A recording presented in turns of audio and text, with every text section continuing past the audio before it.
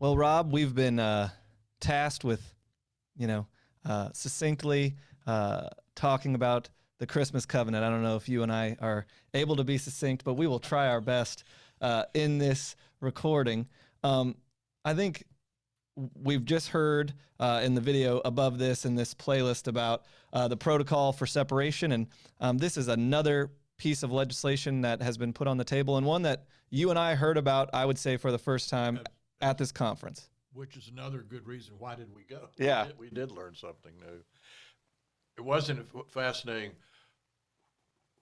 who initiated this. Yeah, when we were sitting there, Tom Berlin, who Rob and Steve talked about, who really helped pioneer the legislation for the protocol, discussed this and then brought up two videos, one from a bishop in the Philippines and one from a bishop in Africa. And, as the Methodist Church, we are a global denomination. So we have conferences all across the globe, and they are what is called central conferences. And so they, in America, we have annual conferences. We are in the Western North Carolina annual conference here, and we're divided up in that way and then into jurisdictions.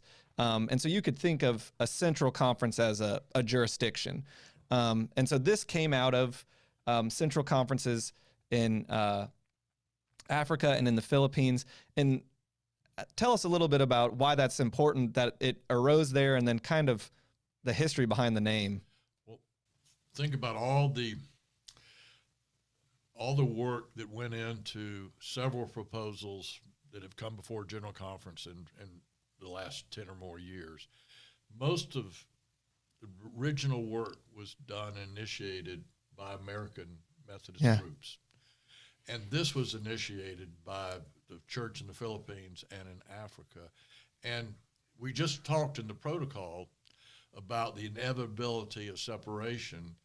This brings into the whole discussion the hope and promise of unity and integrity of the United Methodist Church moving forward. Yeah, I thought it was interesting because after 2019, a lot of the talk was, central conferences want to be done with this, whereas this piece of legislation is the opposite. It's saying the central conferences want to remain United Methodist. They don't want to see any dissolving of the Methodist Church. They don't want to see any of that assets liquidated and sold to the highest bidder. They want to see the church stay together and to grow and change for the times. Right. Oh, just a brief word about they used the language of the Christmas conference, and that's very important in our history as Methodist. 1784 in Baltimore was the conference that was held by Methodists in the colonies within the United States. And the feeling was that if we were going to move forward, we had to have Episcopal leadership, leaders that were bishops that could make appointments. And so that really was our move of creating a new Methodist church here in the United States. So historically, that's important. But I think we're using a lot of language here. You're hearing us use words like jurisdictional and regional. The idea of the Christmas conference is that there will probably be two regional conferences. One, perhaps the 5 conferences and annual conferences in Africa, and I guess maybe the Philippines would included in that. And then the other regional conference would be the church, United Methodist Church in the United States. Yeah.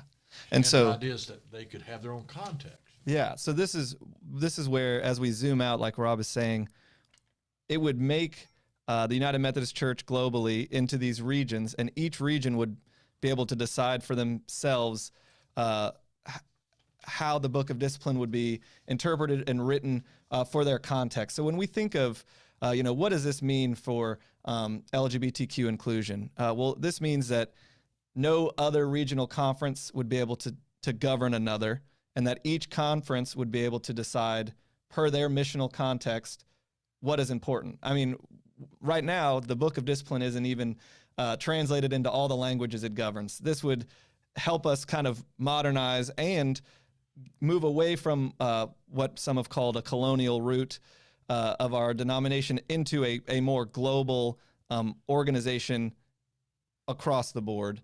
And it would also help us as we move forward, stay connected. It would maintain the unity and integrity of our missional outreach and so many of our programs, right? Yeah. I think earlier during the protocol, we talked about holding on in unity to something like UMCOR. Those things would be maintained. Well, how does this affect us as Central, and how does it fit in with the other piece of legislation that we heard with the protocol? The second question is both easy and difficult. How does it fit in? Well, it kind of depends on which one gets passed first, and that depends on who gets to the microphone first, or whether it gets passed at all, because these things aren't set in stone. We're still waiting for them to be discussed. But how does it affect us here at Central? Well, I think it would enable us. We've had these strong global connections, and would enable us to maintain those connections, particularly in areas of mission outreach. So in other words, the unity is rooted in mission. Yeah. So this is just a broad kind of stroke about this legislation. There will be links below to their website, not their FAQ page, and everything else. I encourage you to go look at that. This legislation is endorsed by the UMC Connectional Table, the United Methodist Women annual conferences across our country and in the Philippines and Africa. And it's one that is new and exciting. It's one that emerged out of a new place for our denomination as a whole. And it's one that, could really change things if it gets passed in August or September, or whenever we have a general conference. One thing we probably ought to add, that even though this really proposes a sense of unity moving forward, it does allow for any church or group to still choose to leave. Mm-hmm. And they would be able to do that under the provisions that were passed in 2019 at the special called General Conference.